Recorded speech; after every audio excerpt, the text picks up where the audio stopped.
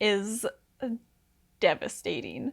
However, the 70s vibes are immaculate, as the children would say. Is that old now? I don't know. I'm not a youth anymore, so I'm not sure what the slang is. One nitpick, just kidding, this whole video is entirely nitpicks. Hey friends, it's Sarah, and today I want to talk about Daisy Jones and the Six by Taylor Jenkins Reid. So the new Amazon Prime TV show has been released, or at least the first 3 episodes have been released for Daisy Jones and the Six, and of course I binge watched them right away. And I wanted to talk about some of the differences between the show and the book and my personal feelings on them. So this book is one of my favorite books. I don't think I've really talked about it on this channel before, but it's actually the first book that I read because of BookTube. So in like 2019, I saw Hannah from A Clockwork Reader, Zoe from Read by Zoe, R.I.P. that channel, and Haley from Haley and Bookland talk about this book, and I went out and bought it and read it and absolutely loved it. I have like a million tabs in it. And it's so good. And it kind of started like my BookTube journey of like watching BookTube and then ultimately making this channel. So it has a very special place in my heart. And when they announced that they were going to do a TV show for it, I was really excited and also really scared because a lot of the times they don't do a great job of adapting books to film or television. And I was really concerned that they were going to mess up this one, even though it's almost written like a script. So I wasn't sure if I was going to watch it, and then as the release date approached, I was like, I have to watch this because there's going to be spoilers all over the internet, and I'm just too much of a curious person to let this air and never watch it. So I've watched it.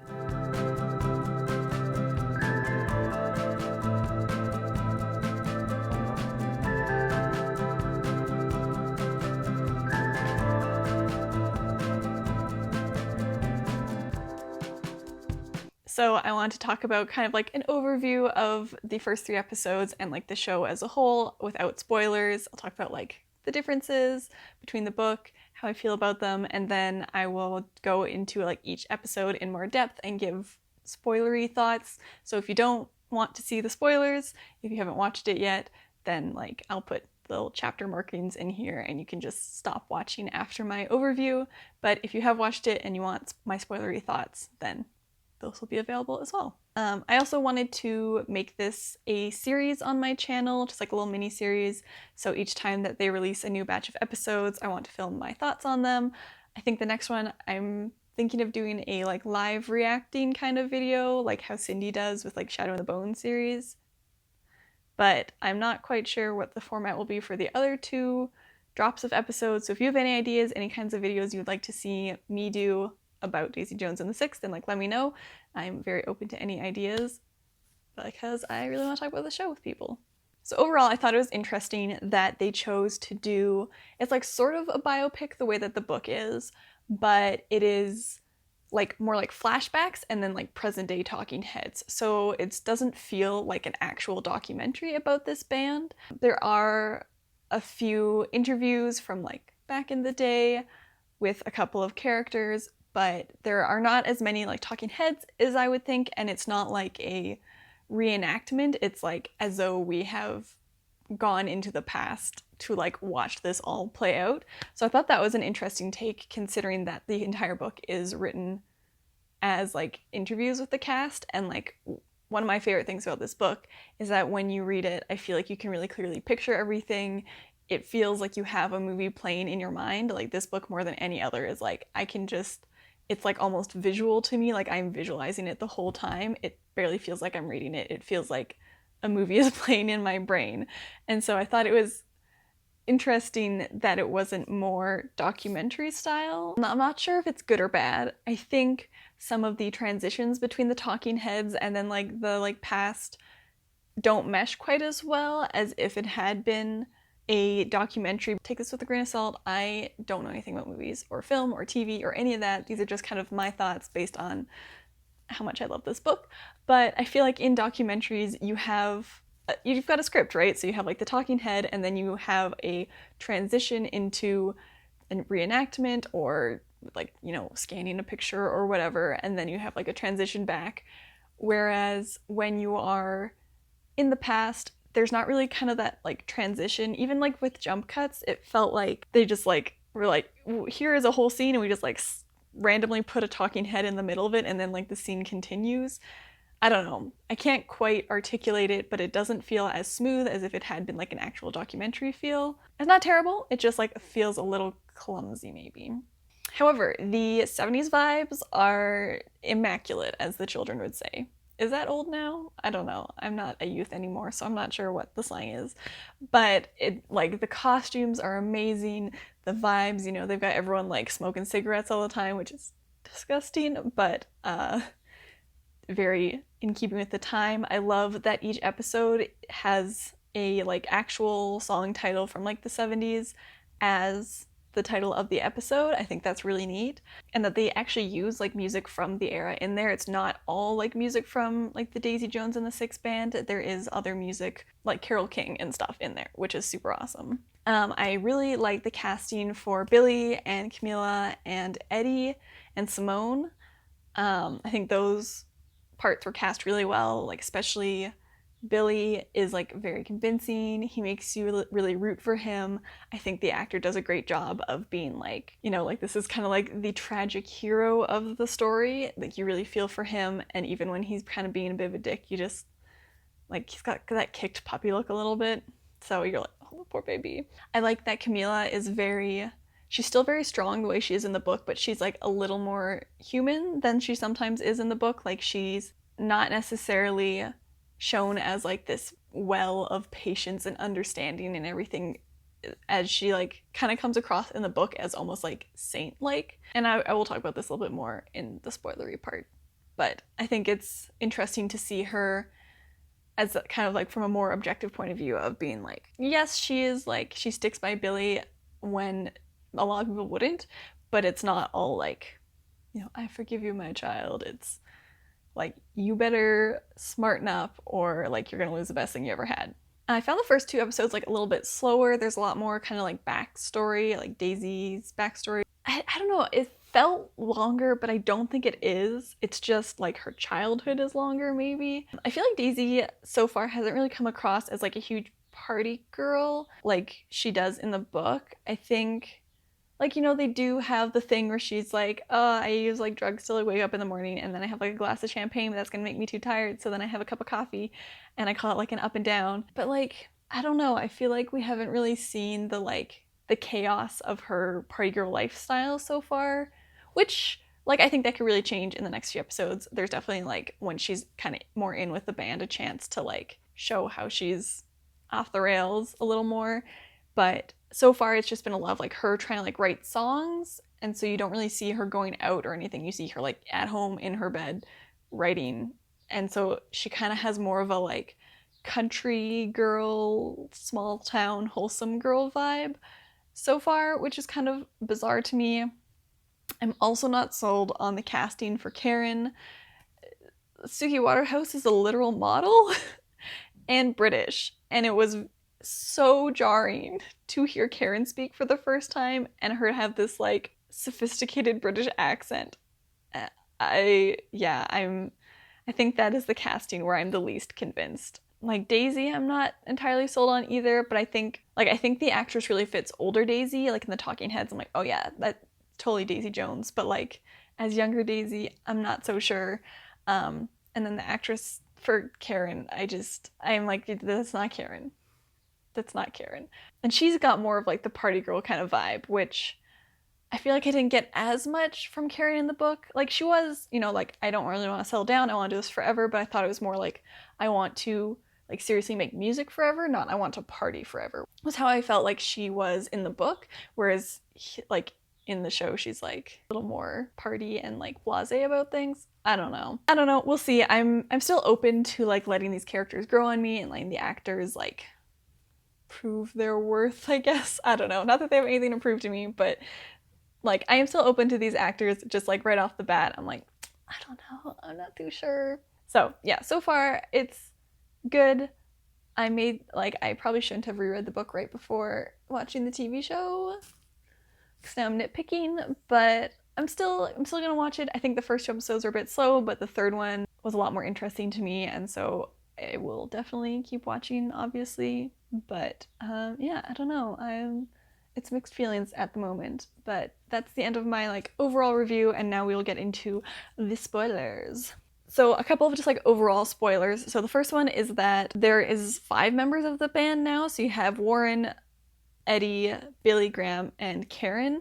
And then they decide on the 6th, and like Camila is like the honorary 6th member because she's like in LA with them at the beginning and is like kind of their unofficial like photographer and like manager for a little bit.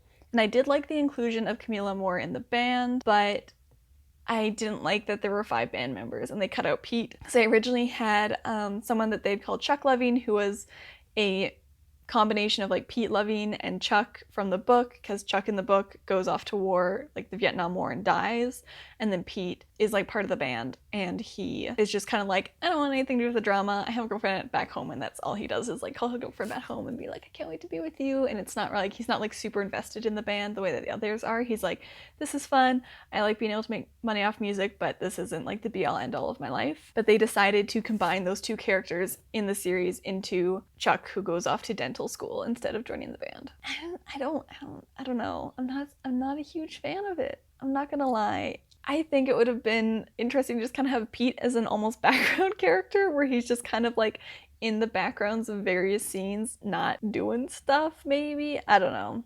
I can see how that'd be difficult, but there's even a scene in like the book where Pete at the end is like, I don't really have much to say, I stayed out of the drama, it was just fun playing music with my friends and making money off of it, but I don't know what happened.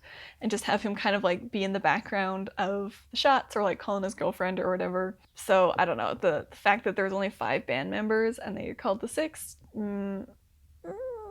didn't like that. Was not a fan of that. Also, Camila in her talking heads looks sick, which fits really well with, you know, her actually being sick and dying at the end of the book. So I thought they did a good job of that, where she doesn't look like overly sick, but she does look a little kind of like grayish, and if you know and you're watching it, you're like, oh yeah, she and then like I said, in like the non-spoilery part, they made Camila like a little more human, a little less like saintly, which obviously in the book is done because the interviewer is her child and she dies, so they kind of have her come off a bit more, probably like better than she actually was in real life, a little bit like saintly, because it is published post her death and like it is her daughter who is making this.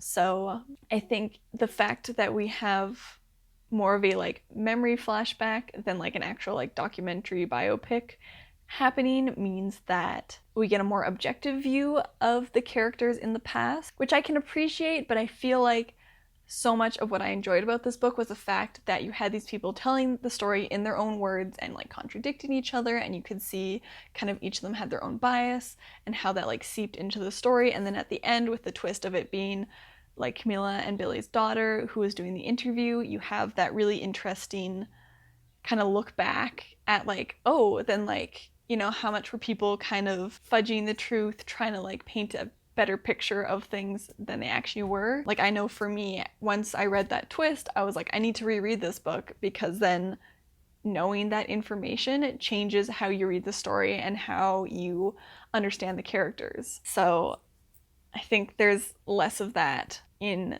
the show, which makes me sad, because that was like one of my favorite parts of the book.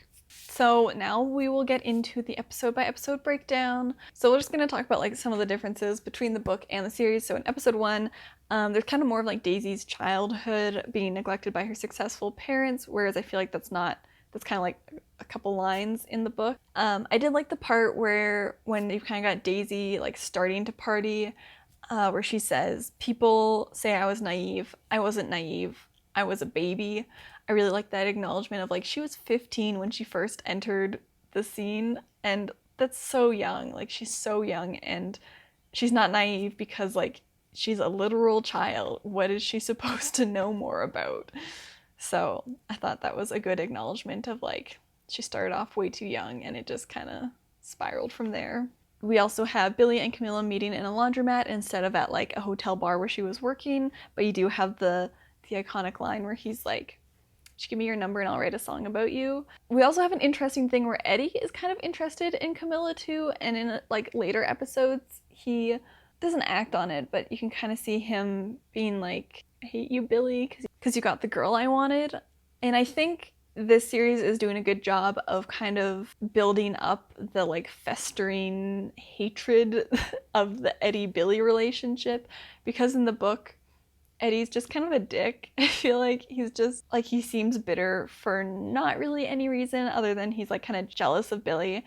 And I think the show does a good job of kind of like putting in little moments here and there as we go along of like, okay, I can see why he's upset. Like, not necessarily that he's right all the time, but you're like, oh yeah, here's like another way that he feels that he's not been appreciated by Billy. I thought there was an interesting parallel between Billy's dad and Camilla when they like both, each of them run into Billy and he goes, oh, do you know who I am? And they both say, should I? But like in very different ways. Like both Billy's dad and Camilla know who he is ultimately, but Billy's dad is like trying to avoid the mistakes he had made in the past, whereas Camilla is like kind of like jokingly flirting, like, oh, should I know who you are? Trying to play it cool because she does know who he is and like admires him a lot, whereas Billy's dad is like, this is the shameful thing I've been trying to run from.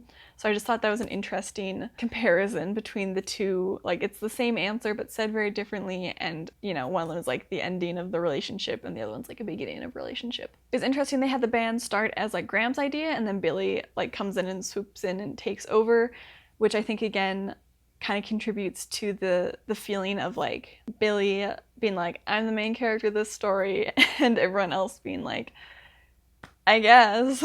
There's also the part where they switch Eddie to bass after Chuck is like, I want to go to dental school, and they're like, Eddie, you can play bass for a little bit, and he's like, how long? And they're like, thanks so much, man.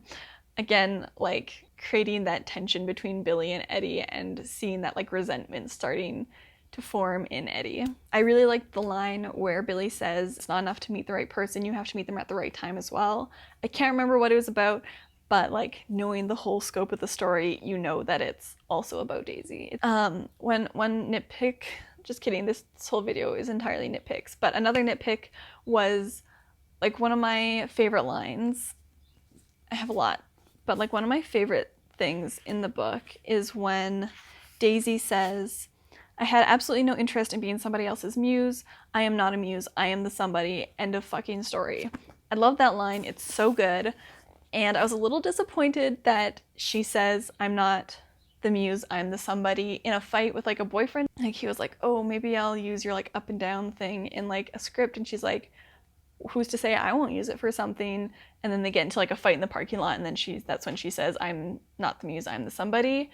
And he like laughs at her. And I get it, but like, it's so good as a talking head. I want to see older Daisy like look down the barrel of the camera and say, I'm not the muse, I'm the somebody. End of fucking story. Like, it would have been so good. And so I was kind of upset that it wasn't a talking head. Like, I think it was good because it showed her like being like fiery and like standing up for herself and like not taking shit from men, but it's like one of the moments that I really wanted and we didn't get it and it was sad. I did like that Camilla was more involved with the band. Like I said before, she's kind of like their photographer and is like helping organize things behind the scenes. Because then it shows her relationship with Billy without that having to be like a separate third storyline. So you can see them getting closer as she like travels with the band to LA and as they all live together and everything. But it doesn't have to be like a whole separate storyline. So you have more time for the Daisy's journey and like the Six's journey. Episode 2, it was interesting they kind of delayed their involvement with Rod. Like he's like, I'm just a touring manager, and the Six are like, help us, and he's like, not my business. So there's a lot more of like them trying to like establish themselves in LA and try and like get in contact with Teddy Price, and then like the part where like Billy has to convince Teddy to hear them out and like be like, we could be the next big thing. I think it does a good job of being like, it's tough to make it in LA. Like, there's so many people doing this. It's tough to just show up and be like, we're amazing. It shows kind of more the realities of trying to like have a band. But it was like a little boring. Like, I was like, okay, yeah, I get it. You want Teddy to like hear you sing and it's hard to get him. And I think that was probably the point of like showing what a grind it is. But it just didn't really interest me all that much, to be honest. I'm not really here for the music industry stuff. I'm here for the relationships between the characters. The part where like Graham sees Karen perform with the other band and then like calls her when they're down in LA and is like, come move to LA to like play with us, I thought was a little weird. It is setting up the fact that Graham likes Karen way before she likes him, but it just, I don't know. Something about it didn't sit right with me. If you know why it didn't sit right with me, let me know. I did think it was a very cool choice to only show like Camilla's side of like when the band was touring, where she's at home and she's pregnant and she's, you know, calling Billy on the phone, and like the phone calls start off great and then it's starting to be like, oh, he's calling her when he's like under the influence of something and doesn't remember calling. And it's interesting just seeing her side of it, and then like her coming down to surprise Billy, and then he's in bed with other women, which I think really helped us sympathize with how hard it was for Camilla to be pregnant and at home, especially after in this show she's been so involved with the band and she was like the photographer and everything, and then to have her alone, like at home pregnant and not involved with that, it really kind of gave you a sense of how isolating that would be for her. But I'm not sure if it fully hit home how bad Billy's addiction was. Maybe I'll take that back, because there's the part where he like calls and then calls the next day and doesn't realize he had called before, and when they're like having the conversation where Camilla's like, you need to like get your act together, where he like does a line of coke before talking to her. I don't know.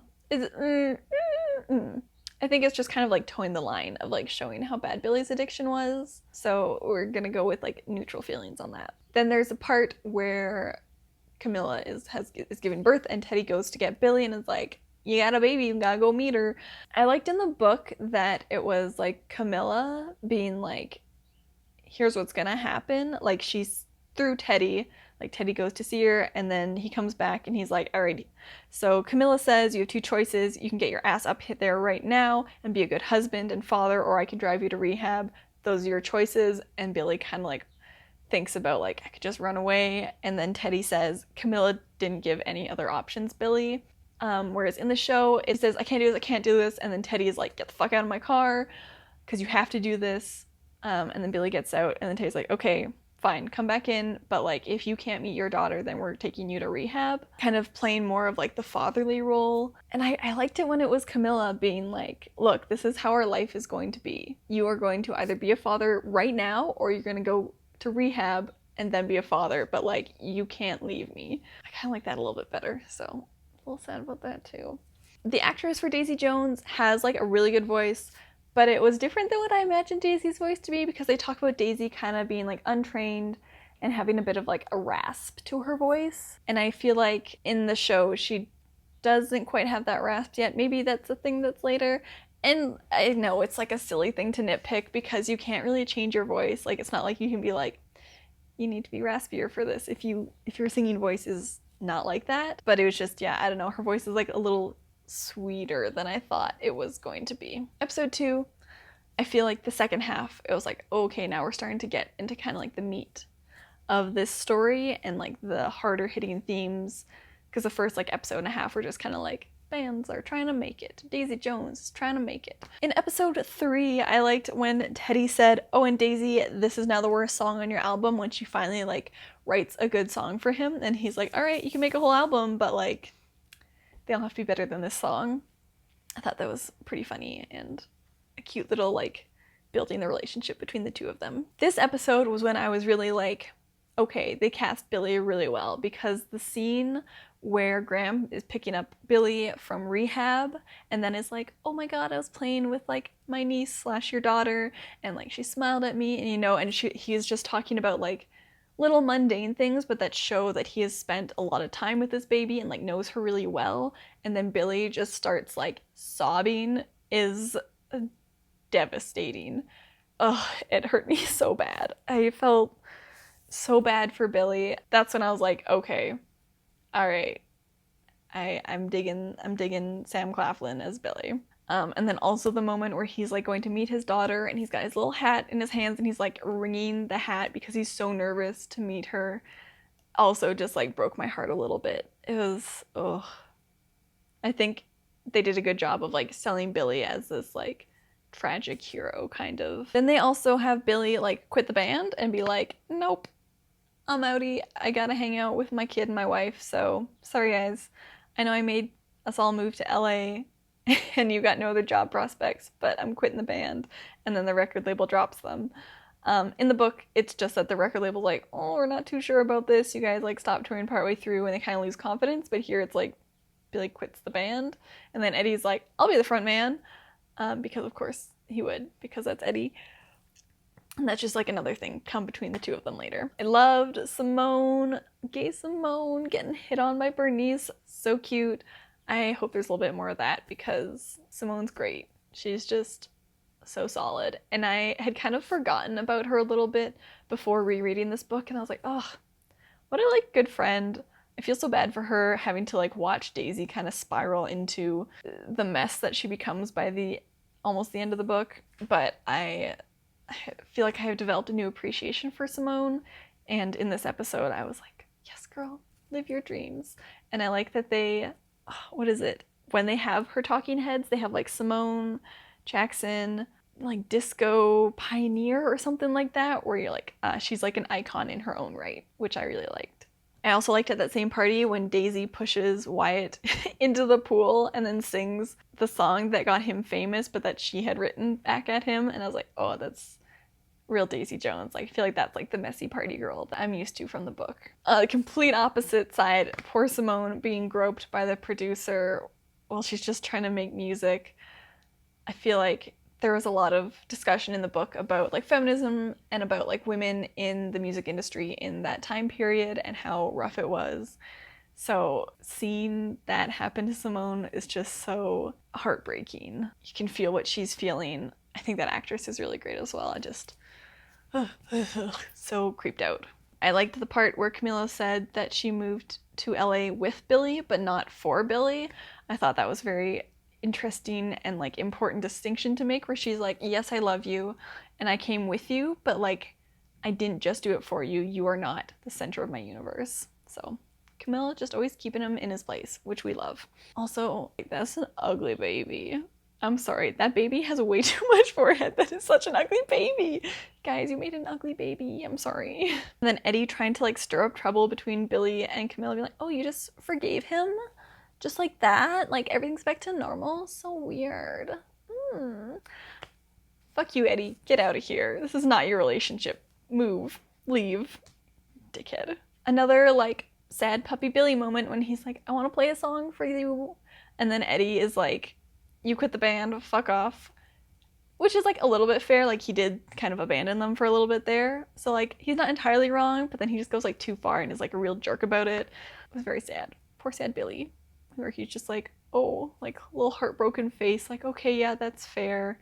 Daisy doesn't get her own album before she joins the band for Honeycomb, which I thought was sad. I hope that they have her own album before she like joins and they all become like Daisy Jones and the Six, because I thought that was really good in the book that she had her own work. Like she had separate work where she was like, I am good, not just part of this band, but like I'm good on my own as well. But like, you know, the same sort of thing with like the Six, like they are good without Daisy, but that both groups, like Daisy and the Six, are better together. So I hope that they give her her own album before they become Daisy Jones and the Six, because I think that was just kind of more like validating for her. I also love, I think it's in the trailer as well, but the line where Daisy's like, do you guys want to record something or fight more? I'm good either way, was really funny.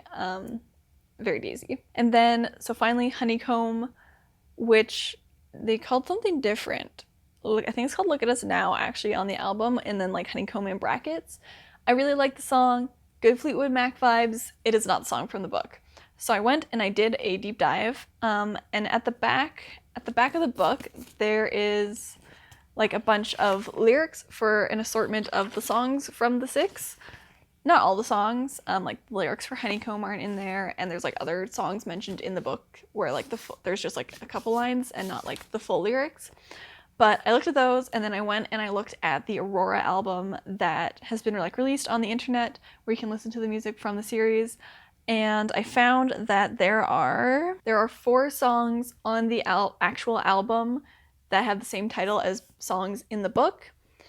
They don't have the same lyrics. These are not the same songs at all. Like, for example, Honeycomb, there is a part in the show where Daisy has rewritten some of the lines that changes kind of the vibe of the song. So like before it was about fulfilling a promise, and then she makes it kind of more about like shame or guilt.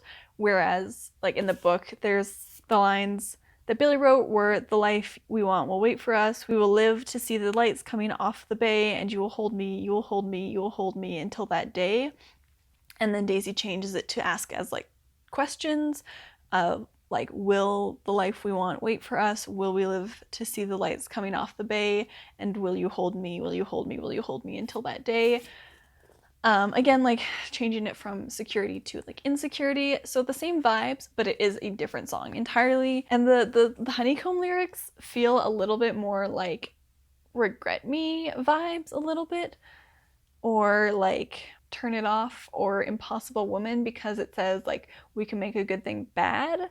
So it's a little more kind of like foreshadowing into their relationship. I do like the songs. I think they have good 70s Fleetwood Mac vibes. I am absolutely devastated that it's not the exact same songs as in the book. I don't know why. Like maybe Taylor Jenkins Reid isn't good at writing song lyrics. I'm not sure. I really don't know. Because like you read the lyrics and I'm like, these are nice, but I don't know if they work well set to music. I'm not sure. Maybe that's why they're different, but it is sad they're not the same. And then I think that's going to be a nitpick later, because if the album cover for Aurora that's on the internet right now is the album cover that they use in this show, I'm going to have some words about it, because they spend a lot of time in the book talking about very specifically what that album cover looks like. And it's similar, but it is not the same. And I'm going to nitpick that a lot. So stay tuned for that. But yeah, I think those are my thoughts, spoilery and non-spoilery, for the show. I think right now we're sitting at a solid like 3 stars. If I had to rate just like the first 3 episodes, like episode 3 was definitely the best of the bunch. And I'm excited and scared to see how the rest of the show goes. But I will be making more videos as episodes come out, so make sure you're subscribed and stay tuned for those. Let me know if you're watching the show too, if you've read the book, like what do you think? I'm really interested to see what people think who haven't like read the book or haven't read it in a while. Like my one friend who loves the book as well but hasn't read it in a bit, and so it was kind of funny because she was like, I love how they cast Daisy, I'm not sure about Billy, and I said I felt the exact opposite. So it definitely, some of it is like a matter of, actually I think all of it is just a matter of like personal opinion, but that's what the internet's for. It's to give your opinions, right? So these are my opinions. But yeah, thank you so much for watching this video. Don't forget to like and subscribe, and I hope to see you next time. Now go watch Daisy Jones! Alone, pregnant with her mom, and then, that sounded bad.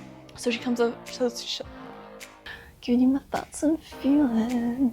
In my one last stop video, I had said I've never like been in love with a fictional character before, but I think I was in love with Daisy Jones a little bit. So maybe first book crush, Daisy Jones, and then Jane Sue.